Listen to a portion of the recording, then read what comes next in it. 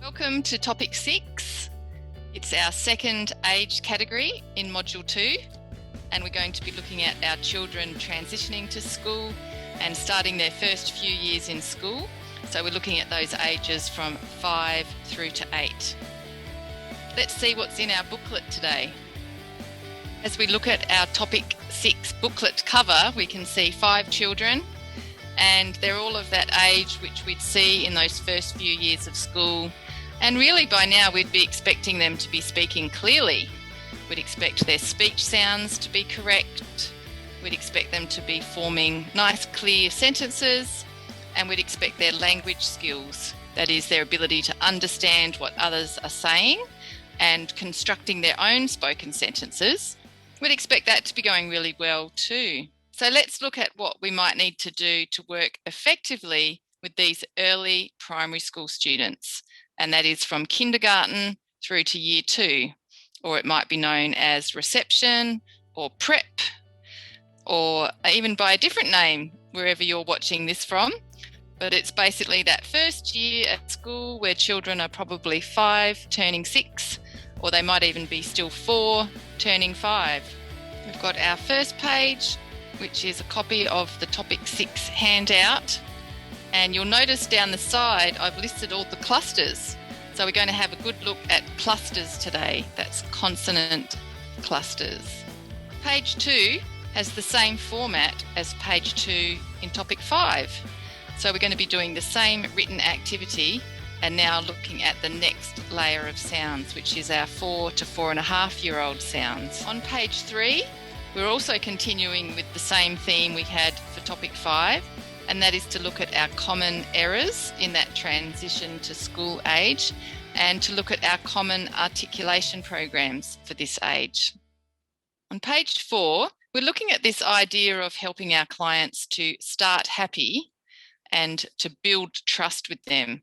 And this is often referred to as building rapport. Page 5, a really important thing that we need to look at, and that is teaching the client to listen. Because some children now actually have difficulty listening. So when we even try to start a program and we say, "Can you listen?" they just keep talking over the top of us. So let's have a look at that today. Page 6, we're going to explore that concept of auditory bombardment just a little bit further. So that came up in topic 5, where we talked about it being one of the steps in a speech hierarchy. But let's look a little bit closer at auditory bombardment today.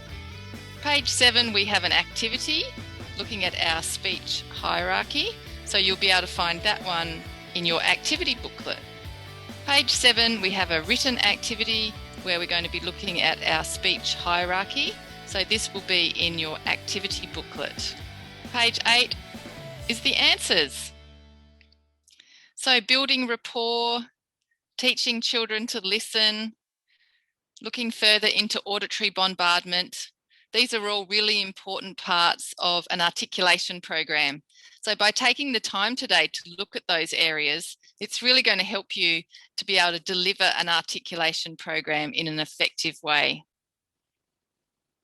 Let's bring up page 1 of the booklet so we can see what I've written there, and we can have a closer look at consonant clusters. So here we are on the first page of the topic 6 booklet, and I've just come down to item 3, single phonemes versus consonant clusters. So we've been talking about consonant clusters for a while now, and we've also been talking about single phonemes being in different word positions. So I've written here, single consonant phonemes in the word initial position and the word medial position are followed by a vowel. The child articulates the consonant, then immediately transitions to a more open sound or a vowel. So we think of the vowels as the open sounds, as we've been talking about. But when it's a consonant cluster, the child articulates the first consonant in the cluster and then doesn't transition to a vowel. Instead, they transition to a second consonant phoneme. Now, this is an important point because the motor planning for the articulation of a sound is affected by the phoneme that immediately precedes the sound and that immediately follows the sound. So when we articulate consonant clusters, in our brain, where we're formulating the speech sounds, we need different motor planning as compared with articulating single phonemes. There was a lot of information there, so let me just break that down a little bit. I might hold up this cup, and if I want to say cup, you could help me do my phonemes now, or my duck hands. Cup, k,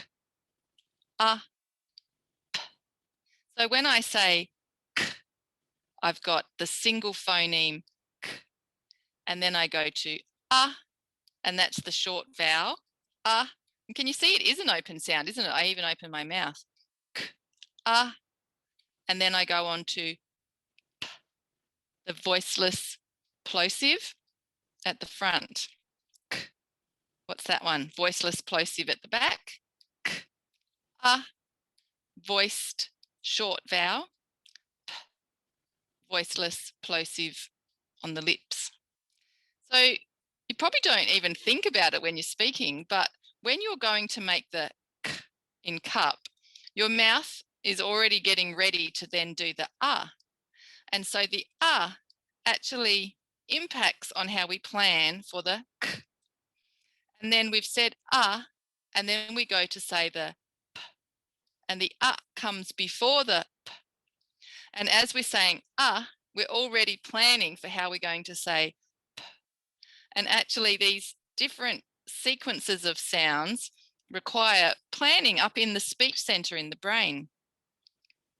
Now, if I go to say another word that starts with k, but it doesn't move onto a vowel, instead if it moves on to another consonant, then it's different planning again. So here I have a clip. I might use it to clip on some paper. Can we do the duck hands for clip? K, l, I, p. So it's still got the k at the start, like in cup. But what's different this time? After k, we go to l. So now we've got consonant, consonant, vowel, consonant. The two consonants at the start, k, l, that's a cluster because there's no vowel between the k and the l. What this means is, as we're saying the k, the mouth is getting ready to say the l. So back in the motor planning part of the brain, even though the brain is making the k sound, it's also getting ready to make l. And that will affect the way that we plan for the k. What that means is if we're going to do an articulation program for k as a single phoneme, like in k, word initial position for cup, the motor planning will be different for the k planning in clip, because in clip it's going to go to the consonant. K, l, it's going to the l consonant. So if we're coming up with a program for k, word initial position, we can't put clip in that program. We can put cup. Can we put clap? K, l, a, p. No, because that's k, l. These pens are different colors. Could we use the word color in a word initial program? Color, k, yes, because it's just a consonant, then it goes to the vowel. I'm going to click the pen. Can I put click? K, l. No, because that's a cluster. I've got some scissors and I want to cut some paper. What about cut? Can I include that word? Cut. K, t. Yes, that's k, word initial position as a single phoneme. What about cheek? Spelt with a C and an H, isn't it? Is that going to make a k? Cheek. Ch. That's a different phoneme altogether. We can't just rely on the spelling. We've actually got to think about the sound. Get the idea?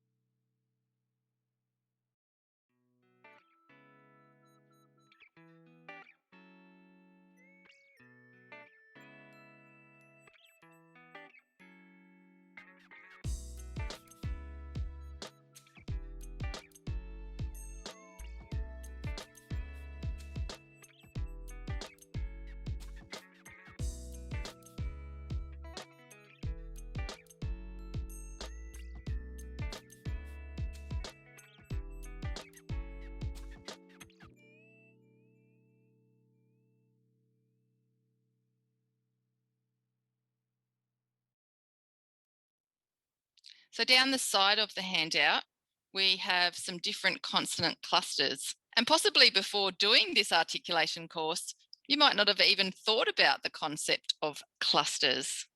Now, some people do call them blends because it's two sounds blending together, but I suggest that you call them clusters because sometimes a blend is a term that's used to describe two letters rather than two phonemes.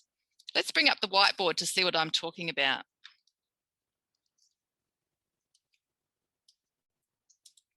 So a blend might be used to refer to like in train, but sometimes a blend might even be th as in think. Now we know that think just has one phoneme at the start. It's not a cluster, is it? It's just one consonant. Whereas in train is two consonants. So I suggest you use the term consonant cluster whenever it's referring to two phonemes. So is a cluster. Sp is a cluster. Is a cluster. A blend could be any of these: S and N, T and H, S and H, C and R. And this is something that a school teacher might refer to when they're talking about blends. But as speech pathologists, we try to stick to this term consonant cluster to talk about the sounds coming out of our mouths. Now, you will sometimes see speech pathology programs that say blends because they're almost like interchangeable terms. And some speech pathologists don't have a preference for the term consonant cluster. But I'm recommending to you today that it's a good idea to keep these two terms separate. But yeah, just be on the lookout for programs. If it says this program is blends, it possibly is meaning consonant clusters. So let's go down the side here of the handout and we'll just see how many consonant clusters there are. And you would have seen these on the topic 6 video too. So clusters can be in a word initial position and a word final position. So here we have clusters, word initial position.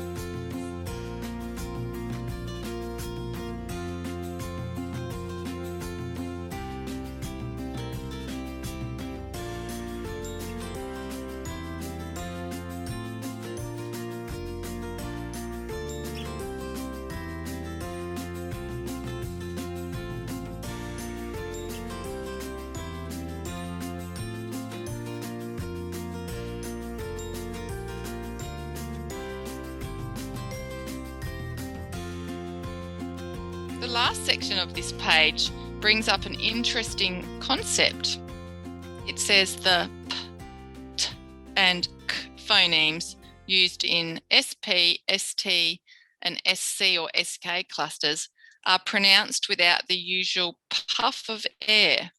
So actually sound more like the b, d, and g phonemes. And there's some examples there. Let's just have a look at those examples. So we've got spot really sounding like spot, and star sounding like star. Let's have a look at the words P, like a pea I might eat, and B, like a bee that buzzes around. P starts with the voiceless P, and B starts with the voiced B. In both of them, they have the voiced E vowel. P, E, B, E. Let's see what happens when I say P. P.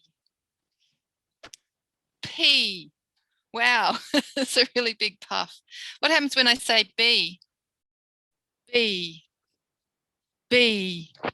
There's a tiny movement. Let's try that again. P. P. B. B. So the voiceless plosive has a puff of air before it transitions to the vowel. Remember, the vowel is voiced. E is voiced and P is voiceless. So we get this like real big puff. P. Can you see it comes in just before the voiced vowel? P. But when we say B, our vocal cords are already vibrating. So there isn't a transition of voiceless to voiced. The vocal cords are already doing their job. B, B. Let's look at that with P again. P, P, B. With P, I can almost elongate the transition a bit. P, B, but I can't do that with B. B. Once I start to release the plosive, it just flows to the E. B, B. When I release the plosive that's voiceless, the P, I can almost elongate it a bit. P, P. Do you want to try doing that? Start with voiceless. P, P. And now go to the voiced. B, B. The reason this is important is for spy, I write it with the P. So I'm thinking it's probably I. But what happens? Let's try spy. Spy, spy. Why is it not moving? Let's try pie. Pie, pie. Let's try buy. Buy, buy. Let's try spy. Spy, spy. So we write a P, but it's more like we're saying a B. It's like we're saying S-B-I, not S-P-I. I'm going to try and really have the voiceless plosive. Spy, spy, spy, spy. So I can make it move. Spy, spy. I can make the tissue move if I elongate the word. Spy. But that's not how I say it. What happens when I say it naturally? Spy, spy. Can you hear that when I say spy, I'm actually saying a sound that's more like the B? Spy. What happens when I say spot? First of all, pot, pot. There's that puff. Pot. And now bot, like short for robot. Bot. And now spot. Spot. It doesn't move. It's more like the B. Let's try star. Tar. Tar. Tar. We get movement. Da. No movement. Star. Star. It's more like D, isn't it? What about skip? Kip. Kip. Oh, that was the P on the end. Let's do sky. Sky. Let's do kai. Kai. Kai. Kai. We've got some movement. Guy. Guy. No movement. When I say sky, we write it with a K. What's going to happen? Sky. Sky. No movement. It's more like sky. What about scare? Like I'm going to scare you. Care. Care. Care. There's the puff. Gare. Gare. No puff moving the tissue. Scare. Is the tissue going to move? Scare. No. Did you get that one right? This is really interesting, isn't it? So spot is actually more like spot. Star is more like star. Skip is more like skip. Scar is more like scar. The reason this is important is when a child tries to say spot, they often say bot. Now, if spot is really spot and they've changed it to bot, what's changed?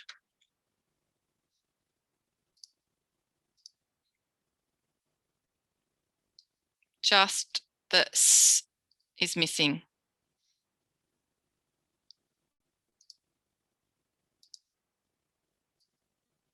The b hasn't changed because it was b the first time. Spot, pronounced as bot, is just cluster reduction. Do you remember how we write cluster reduction? CR. Some speech pathologists don't think this way, and therefore some speech pathology programs are not written this way. And you might see someone that's trying to help a child with the word spot draw a picture of a cooking pot, and they might say, can you get the child to say s and then touch the pot? Spot. And then can you try to reduce the time between them so you get spot, spot, spot. Well, I remember in 1994 as a fairly new graduate, and I couldn't get this child to reduce the gap. They kept going spot, spot, spot, spot, because they kept trying to get the puff, spot. And one day, after weeks and weeks of trying, I thought about it and I went, I'm not saying spot, I'm saying spot with a B. So then I said to this client, can you try this? Spot, spot. And I got them to say it with a B, spot. And then when I tried to reduce the gap, spot, spot, spot. They got it first time. Spot. And I went, oh, let's try it for star. So I said, instead of going star, star, star, I said, let's just say da, star, star, star, star. And it really worked. And then I tried school instead of school, school, school, school. We tried goo, school, school, school, school. And it all worked first time. Ever since then, that's how I teach clusters. And I've taught lots of other speech pathologists that too. And now I'm teaching you. So keep a lookout for cluster programs on the internet where the person hasn't thought of that when they've designed the program, and they might say to you, for skate, like a picture of a roller skate, can you do s, and then a girl called Kate, Kate, Kate. But I'm not going to tell you to have a girl called Kate. What am I going to tell you to have? A gate, gate, gate, gate, skate.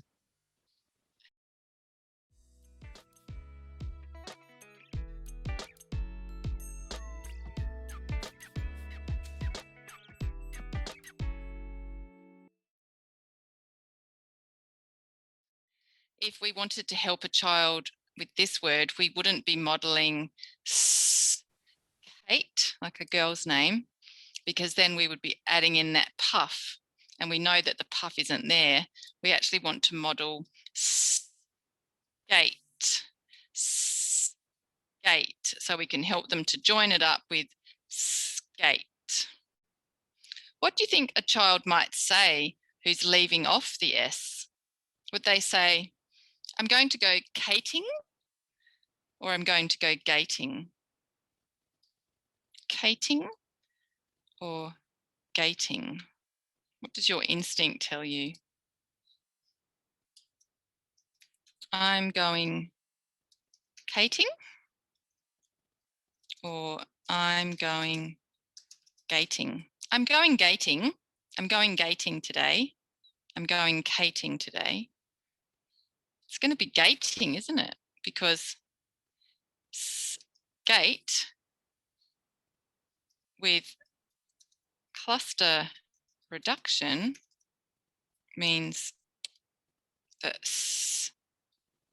g goes to just g. I'm going gating. Page 2 is our activity, and now we're looking at the 4-year-old sounds. So come down to the middle of the articulation chart, and we're going to be using the same process that we used in topic 5, but now we're looking at these sounds. Has been done as an example for you, but can you now go through each of the sounds and circle those which should be correct by 4 to 4.5 years? Once you've done that, start the video again and have a look at what I've circled. Okay, pause your video now. Here I have the answers, and let's have a look. We've got k, and I've written it with a K and a C in the chart, just in case someone's getting confused, but obviously we only need to represent it with the K letter. Remember when we looked at the 2 to 3.5 sounds, it was skewed towards the front of the mouth, wasn't it? And now we've come to the middle and the back of the mouth. So as the child gets older and gets more mature and more coordinated with their mouth, they start to be able to do some of those sounds that are further back. Of course, an articulation chart is just a guide, and there are some 2-year-olds that can say all of these sounds and some 3-year-olds that can say them quite clearly as well. There'll be some children who are younger than 4 to 4.5 who master these sounds. Some 18-month-olds can say these sounds, some 2-year-olds. So we're looking at that normal sort of curve or that normal range, and this is the end part of the range. So by 4 to 4.5 years, we'd expect these sounds to be correct in most children. And these are the sounds, therefore, that if they haven't got by 5 to 5.5 to 6, these are the sounds which would represent a delay. And we do know that there'll be children turning up at school who've turned 5 and they're not making these sounds, or they might be 6 and they're not making these sounds. So what are the sounds? Well, in the middle of the mouth, we've got l and z behind the teeth. A little bit further back, but still in the middle of the mouth, we've got sh, j, and j. So that's our fricatives and our affricates. And then in the back of the mouth, we've got k, g, and ng. So k and g can be incorrect still at 3, and that's part of normal development, but should be correct by 4. I wonder if any of those 4 to 4.5-year-old sounds came as a bit of a surprise to you. Did you think they should be mastered earlier than 4 or later than 4.5? Or did you think that sounds about right? So page 3 is looking at the typical developmental speech errors. So I've listed the ones that you're most likely to see and the ones that we're not concerned about in terms of whether it happens or not, because it's typical. In fact, we often see it in the 2 and 3-year-olds and even the 4-year-olds. But we don't want these errors to still be there in the 5 and 6-year-olds, because if they're still there, it represents a delay. There's more information about this on the topic 6 video, but let's just have a look at what the little boy's saying at the top. I have a dreen da on my stool bed. What's happening for him? A dreen da. Well, I think his g has gone to d. If it was a g, we could have, I have a green, and then da, car. So his k has gone to d. On my stool, d. What should be in there? Do you think it's a k or a g? School. School. It's a g.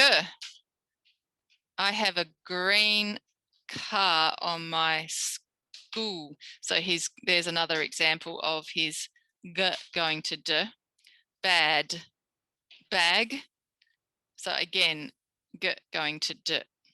So this would be for the child that car has gone to da. So it's the second one down. The voiceless k is made with voice and fronted. So k is back of mouth, d is middle of mouth. So we've got fronting and g to d, fronting. Some other errors that I've listed here is errors with the fricatives. So sheep might be seep. Sheep, seep. Sheep might be deep. Zoo, do, zoo, zoo. Affricates might be de-affricated. Chop, going to top, or chop, going to shop. Jump, to dump. And I think a lot of you would have heard the 4-year-old that says, I'm dumping instead of I'm jumping. What do they call me? Jane. They call me Dane.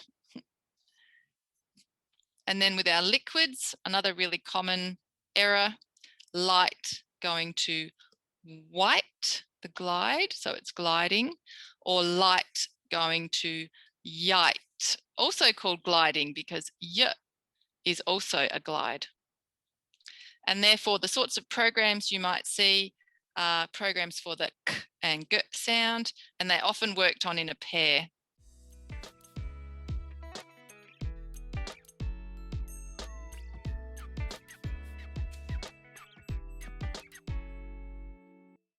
The sh sound, the affricates, ch and j, and the l sound, where the child's learning how to lift their tongue up for l. And then clusters are also really common here because by 4 to 4.5, we expect to see 2 sounds in the clusters. What's the little girl's sign saying? My name is Telly. Do you think that's really Kelly? But I can't say it right. But I can't say it right. Cos. T. Is she trying to say t? She's trying to say k. Tos t is a tritty sound for me. Cos k is a tricky sound for me. And this is one of the problems with the k sound. When children can't say the k sound, then they can't say to you, I'm trying to say k, because they can't even say k. They might go, oh, that one's tritty. I can't say it. I can't say it. Wonder if you've heard that before. I tame to stool in my tar. What would that be? I tame to stool in my tar.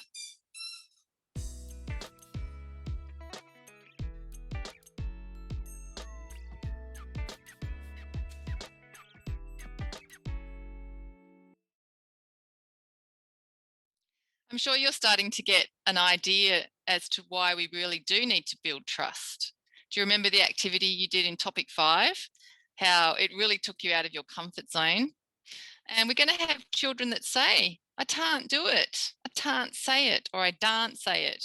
And we need to get them to trust us. So we start by building rapport. Let me show you one of the ways that I build rapport. I bring my cute little dog on the screen. When I'm doing telehealth sessions, I often have my dogs around me and I bring them up so that the child can see the dog. Sometimes I even take the dog in real life when it's face-to-face sessions, but otherwise I'll have toys or activities or cute videos or just something that's going to make them go, oh, now Gretel, you're very good at helping, aren't you? Yes, you are very good at helping. That's it. She just gave me a lick. What about a child that can't say k? in word final position, what do you think they might say? Lit. They might go, oh, Jane, your dog is so cute. Cute. Your dog is litting you. Dod. See how I changed dog to dod? Because if they can't say k, then they probably can't say g. Your dog is so cute. Your dog is litting you. I liked your dog. I liked your dog. Your dog is litting you. I liked your dog. Oh, Jane, your dog is so cute. Your dog is litting you. And I'll say, her name is Gretel. And they'll say, Dretel. Then they might go, I can't say that. All right, Gretel, down you get. So we don't want to rush over the section on building rapport. Start in a friendly, positive way. When we want to help a client with a speech error, we need to make sure the experience starts well. This page is one that you can read through. It's page 4, and it's all about building rapport with the idea of starting happy, building trust, and then having something to return to. So you can see the dot points over here. So plan your first activity or your first rapport building moment, because better to start off on the right foot than start off on the wrong foot and have to try and repair it. And jumping straight into the speech sound, especially jumping in at a level that's in the red zone, well, that's not probably going to go well at all, is it?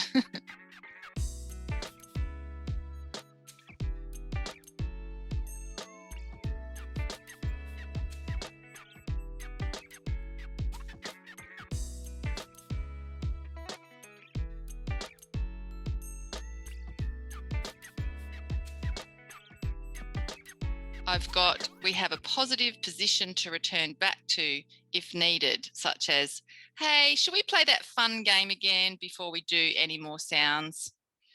Now, I've found it's really a good idea to start in that fun, happy way so that the child goes, this is amazing. I love being in speech therapy.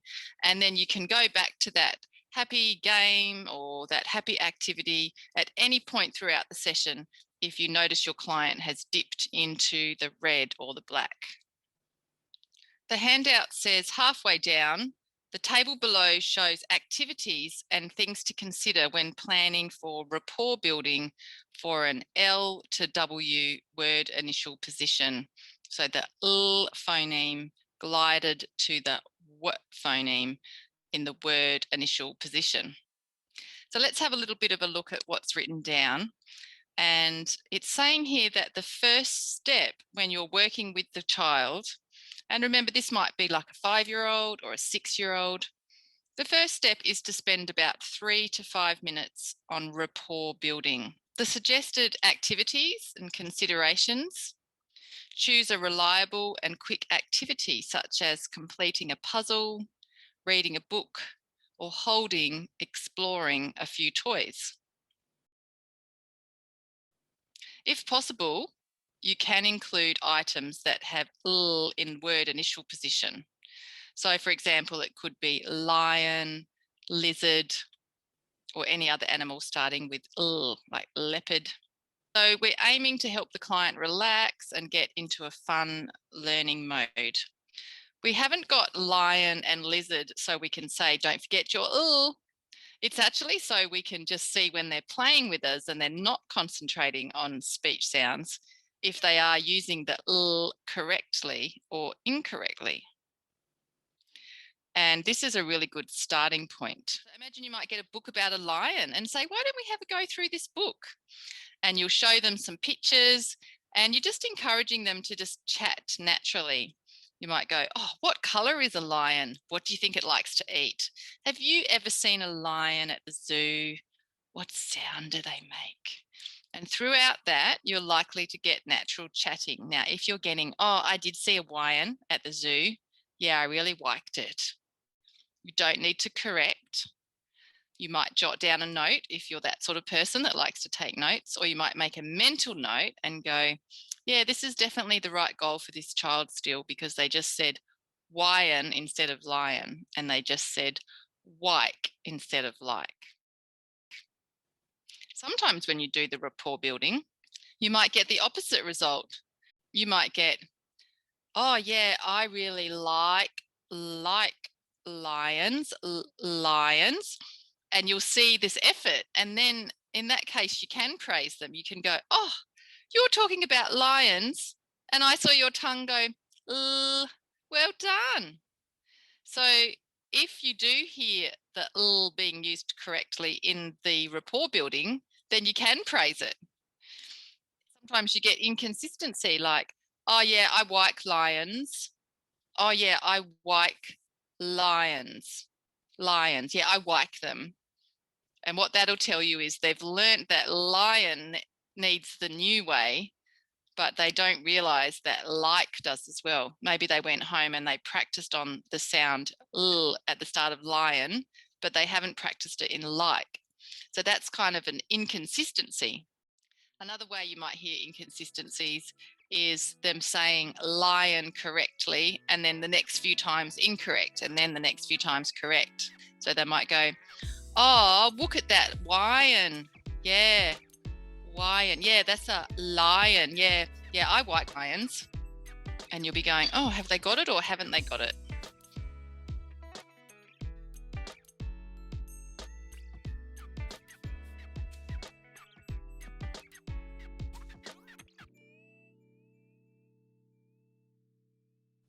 So while you're going through the rapport building activity, you can make a note of any of the words that you hear, but you're not giving feedback to the client. During that time where you're playing with the child or it's nice and relaxed, I think it's a really good time to just very casually say to the parent or carer if they're in the room, have you heard any sounds at home? Like while you're just playing with them, have you noticed that they've come up to you and said, oh, mum, I would like a drink? Or have you just heard them say, can I have my lunch? Or you might say, oh, are they getting it right when you're doing an activity, but are you noticing that just in general chatting, it's still the work? And it's just a chance to see what the parent's thinking. It's also just a way of just continuing to remind the parent or carer what their role is and how you do need them at home to be listening out and giving you feedback. The next heading says rapport building not needed. So you don't have to have time on rapport building if the client doesn't need it or doesn't want it. And so, for example, that could be the client that comes in and goes, oh, I can't wait to work on my speech sounds. Can I show you? Look, lion. Oh, I'm getting really good at it. Yeah, look, let's do the pictures. Or you don't need to say, no, hang on, let's have a game first. Okay, because that client, it's like they just get themselves into the green zone straight away. So it's not compulsory, but it is wise to have some kind of informal interaction. So it could even just be if they come in and maybe mum or dad or the carer goes, okay, time for work, let's put toys away, time for work, sit at the table. You might say to them, oh, could you just hold this for me while I just get my book out? And it could be a squishy toy. And you're going, oh, that feels good, doesn't it? Okay, let's put the squishy toy down, do some sounds, and then in a minute we'll pick it back up and you can squish it again. So you've sort of introduced that concept of, we are going to have a little break and it's going to be something enjoyable. Page 5, we're going to look at the idea of having to teach clients to listen. Now, that might seem strange because you might go, well, listening is so easy, they're not even doing anything. But actually, they are doing something, and that is they're paying attention. So we want the client to be able to respond to the word listen. And in most cases, can you look at me? I'm going to say something. Can you look at me? So a really good way to do that is to bring something up to your face. So if I said to them, we're going to work on the k sound today, like when I'm cutting with scissors. Can you look at me? I'm going to say cut. So can you see what I did was I brought the object up near my mouth, and this is going to make the client more likely to look. Now, if they're looking at me, I can look at them and see that they're listening. Sometimes clients don't want to look. If they have an autism spectrum disorder or they have some other reason why looking might be difficult for them or not their best learning style, then it's not essential that they look at your face. But in most cases, we actually do want them to look at our face. And we can do that by bringing the topic of discussion up high. Can you look at these? I'm going to make a sound. When I say cut, I'm going to make k. Let's hear it go snip, snip, snip. And now let's hear the sound k, like in cut. That's right. Now you might need to teach the client to listen. And by that, I mean, they might keep talking over the top of you. So you might say, I'm going to say the word cut. And as you're saying cut, they're saying cut or scissors. And every time you try to say k, they're saying it too, but they're saying it the wrong way. So you might go, I'm going to say cut. And while you're saying that, they're going tut. Yeah, tut with scissors, tut.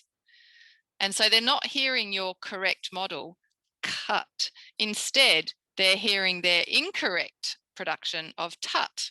So we need to teach the client that listening means no talking. Sometimes you actually have to go, close your lips or put your finger on your lips. Can you do this? Or you might say, your turn to listen. No speaking when you're listening. Can you show me? So don't let the client keep talking over you when you're giving a model. So if you say, I want you to say, k, that's a model. Or I want you to say, cut, listen to me, cut. That's you modeling the sound. When you're modeling, the child has to be listening to benefit. Let's see what it says on page 5 about this. Remember to start with listening.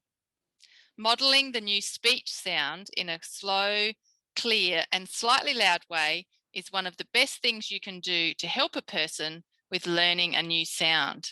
So actually, this isn't just kind of, oh, it's a yellow activity, it's easy, I guess I should do it. This is one of the best things you can do. You bombard the client with clear examples of the target sound. And the client doesn't have to be saying it. In fact, we don't want them to say it because we want them to hear your model. If their version is incorrect, we don't want them to hear what's coming out of their own mouth. We want them to hear what's coming out of your mouth. Remember, if you have a parent or a carer in the room, to tell them the client is learning because I'm exposing them to the new sound. And you can also do this at home in a home program. And we know that some people learn through observation, and they might even prefer to be listening and learning and then to go away in private and practice. We often see this in little children, even 1 and 2-year-olds. They might listen to us make a sound, and then later on we hear them. Perhaps they're waking up in their cot and we've been teaching them the b sound. And when they wake up in their cot and they're lying there babbling, we might hear them going ba, ba, ba, ba, ba, ba, ba, ba. Or if we've been teaching them to say w, like wee, wee, wee, we might hear them later on with a toy, playing with the toy, going wee, wee, wee. They prefer to practice it a little bit later after they've heard it. So we know that exposing children to sounds is really powerful. I've put here, try to include some level of auditory bombardment at the start of any activity, because it's a technique that's been proven to assist with learning articulation skills. So you might be up to k in word initial position in 3 to 5 word sentences, but you can still have some auditory bombardment. You might say, we're going to make up some sentences about scissors cutting. Let's start with me making some up and you listening. Show me how you close your mouth. I'm going to say 3 sentences with k in cut, and you tell me at the end which one you liked best. Ready? Your turn to listen. I can cut things out with scissors. Did you hear my k in cut? I can cut paper with my scissors. I can't cut wood with my scissors. Did you hear my k in cut and even my k in can't? I can't cut wood with my scissors. Which sentence did you like best? So there's an example of auditory bombardment, and it only took a few seconds. For the child who seems to really be having difficulty listening, they keep talking over the top of you, I've just written down some things that you might say to them, like, wait, it's my turn to say it. You might say, mouth closed. And use that sing-song sort of tone because it gives that sense of a command and helps them to want to do it. Mouth closed. Or you might say, no talking, just listen. Sometimes it helps to ask them to close their eyes because it really gets them to have the idea that they're focusing and listening. Can you close your eyes and listen to my sounds? Put your finger on your lips when I'm talking. You go like this. Some children will just go, oh, I can't stop talking. And then I'll say, try this. And they'll go, oh, thanks for helping me. Like they'll actually want someone to help them because they literally can't stop. They'll actually be really glad you've got a technique to help them because they know that they can't stop talking. Or you could say, remember, your job is to stay quiet. Sometimes I'll just go, shh, mouth closed. This means shh, mouth closed. And then I'll say to them, I'm going to say it. And I didn't have to say shh, mouth closed. I just made the shape with my mouth. Do you want to have a try doing that? Just saying shh, mouth closed. When you see me do this, shh, that means mouth closed. Okay, I'm going to say cut with the scissors now. It's my turn. Okay, I'm going to say it now. It's my turn to speak. How'd you go with that? Could be really handy, actually. Could use it on older people too. I'm talking on the phone. Or I'm watching this movie. So the take-home message in topic 6 is spend the time you need to ensure the client can sit quietly and not make any sound while you model the target sound or word. And remember to explain to the parent or carer how to do this. Maybe do some role play with them or get them involved and explain why it's important. It's really worth it in those first few sessions to get your client really willing to listen to you rather than waiting till, you've been seeing them for 6 weeks or 8 weeks and you're like, oh, the progress is really slow. Just get it sorted in that first 1 to 2 sessions. On page 6, let's take a closer look at auditory bombardment. And again, we're using the example of the L word initial position going to the word. So I suggest that you read through this, and what it's saying is always announce what you're doing. So at the start, say very clearly that you're going to be helping them with the L sound, or we're going to work on your L sound. Or let's spend some time looking at your L sound because it's obvious to you why you're there, and it might be obvious to the parent or the carer, but it's not always obvious to the child. They might think that they've just come to play. So you want to get them into the right way of thinking by telling them, we're going to work on your L sound. And when it's auditory bombardment, you need to make it really clear that what you want them to do is listen. You just have to listen. What do you use when you're listening? Is it your ears?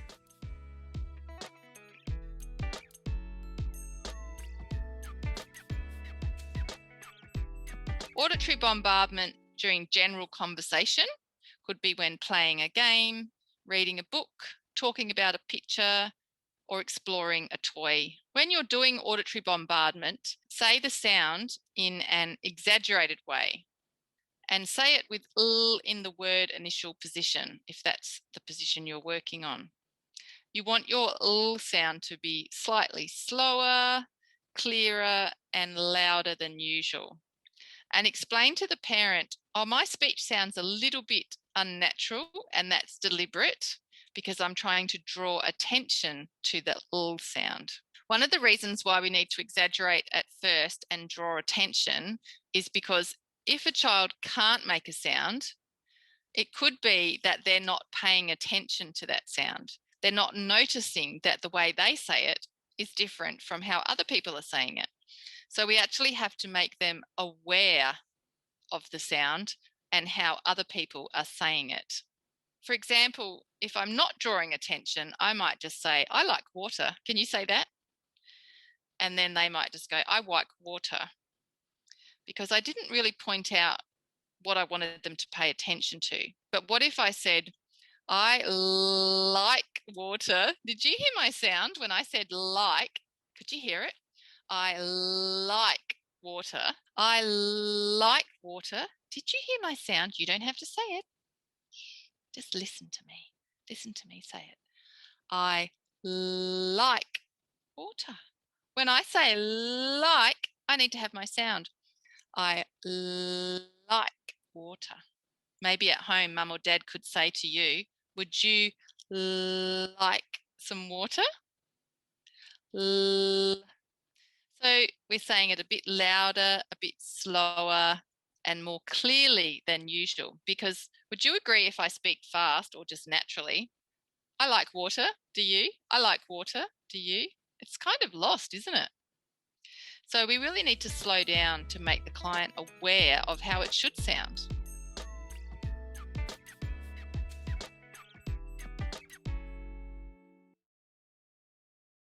Now we're looking at auditory bombardment during a structured task of 10 items. We might give the child an action to complete when they hear the target sound. For example, we might say, can you drop a counter in the jar each time you hear me say like? Or can you clap your hands each time you hear me say at the start of the word? Imagine you're the client. Can you clap your hands each time you hear me say at the start of the word? Are you ready? Okay. Like. Did you clap? Yes. Wheel. Don't clap. Wasp. Ladybug. Good. All right, we're going to do 10 in a row, but I'm not going to help you. Are you ready? You clap your hands if you think that I say at the start. Lion. Lettuce. Watermelon. Lemon. Lick. Like. White. Wook. Look. Let. Did you do lots of clapping? Well done. You heard my sounds. Well done. So we're looking here and saying that the child is not required to imitate during auditory bombardment. So don't forget to remind anyone who's watching that it's a listening task. Praise the child for listening. So say to them, good listening. I can see you're listening. You got that one right. You clapped. Well done. So we're still praising the child because they are doing something active. And remember to get them to close their eyes if that helps them to focus. What will you do if the child doesn't remain silent? If they keep trying to mimic you or speak over the top of you, so they're speaking at the same time, they're not going to hear your model, and that's what's important. So stop what you're doing. Don't just keep going. Stop what you're doing and remind them to listen only. You might need to actually get the child to physically put their finger on their lips. Some kids just find it really hard to not speak. And it's important that you explain to the parent or carer that you need the child to hear your correct production, not their own incorrect production.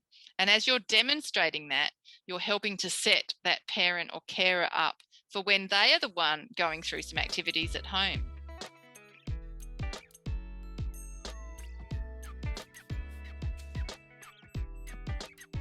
You might be wondering if you should praise a child during auditory bombardment if they suddenly copy you and it's correct. Well, if it is correct, then yes, you can praise them. You can say, oh, you just said the sound, well done. Now, if they're getting right nearly all the time when they say it, it's okay to praise them because you're perhaps getting ready to move on to the next level and onto them making the productions. But if they imitate you and it's not correct, then just ignore their imitation It's best not to try and help them or correct them with their production of the sound at that point, because the target that you're working on is for them to hear it or to listen. It's not for them to say it in isolation or for them to produce it. And if you start trying to help them say it, you could be in the wrong level. You might be in a red zone because it's actually too hard. That's why you're working on auditory bombardment. You're also missing the opportunity for them to hear your correct model. So if a child insists on copying you, not at the same time, but after, you can allow it to continue if the child is producing the correct sound, and you can praise them if they're producing the correct sound. But if most or all of their imitations contain an error, it's best to say, oh, stop. Oh, whose turn is it to speak? It's my turn. Your turn's to listen. And then praise them for listening.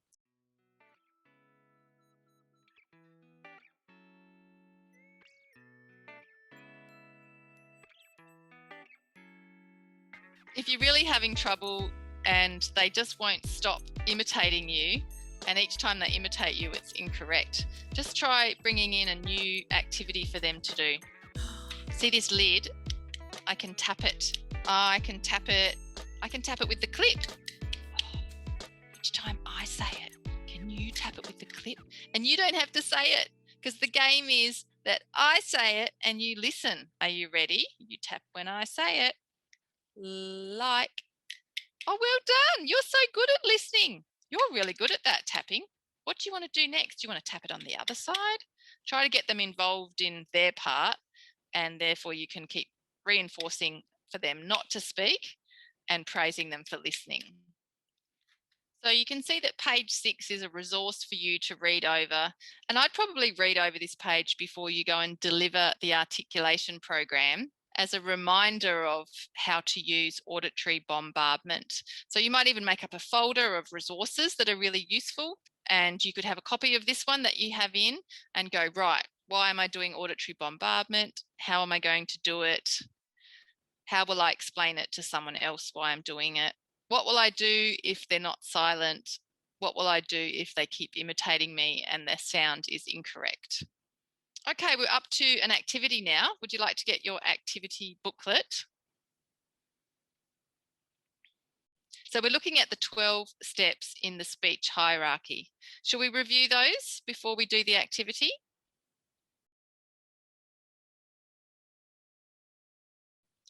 One, auditory bombardment. 2, imitate the sound in isolation. 3, say the sound by reading the letter.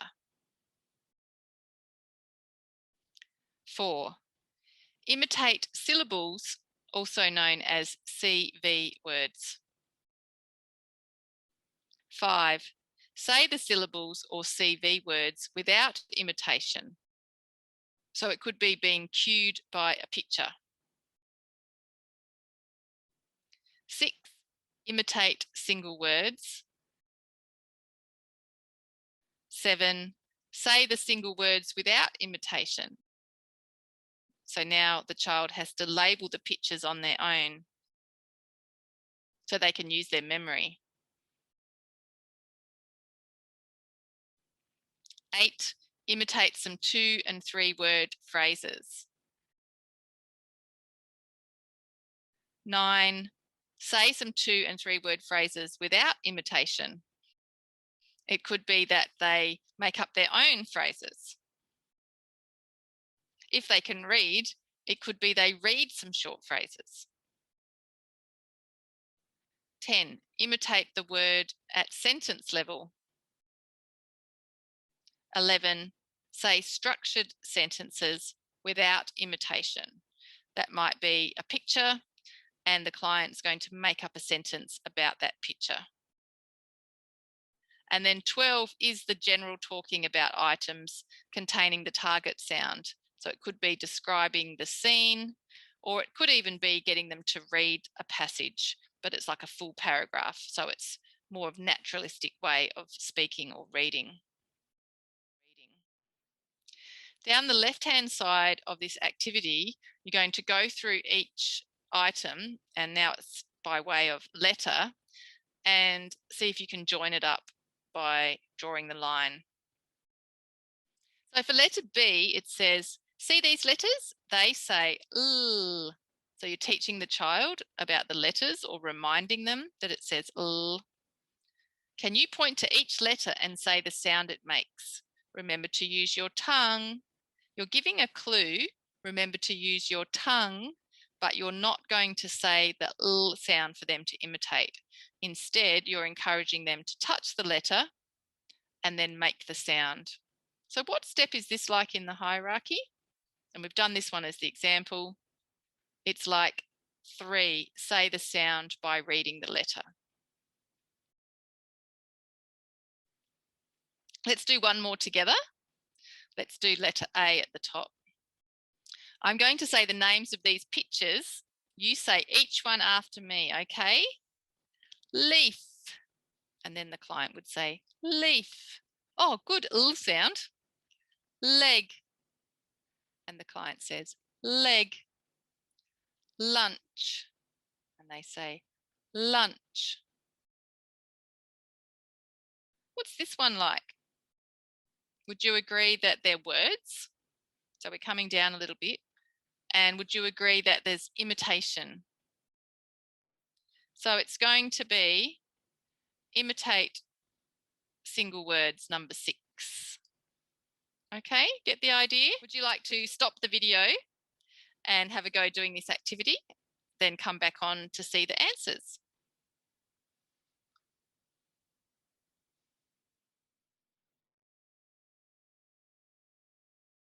Well, here's the answers for you to have a look at, and you can find that either by looking at this screen or you can go into your booklet and look at page 8.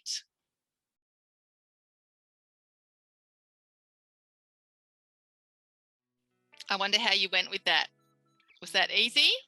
Was it okay? Or was it hard?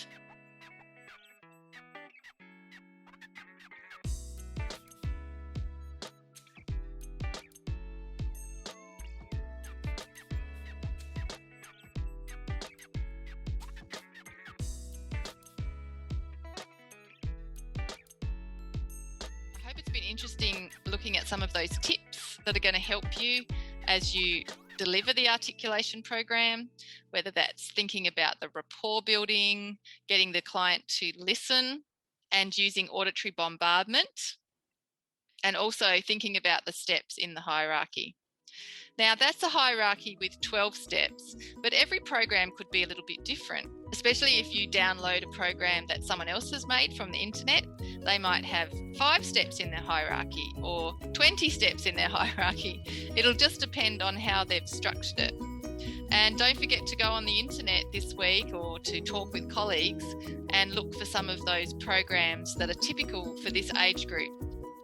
See you in topic 7.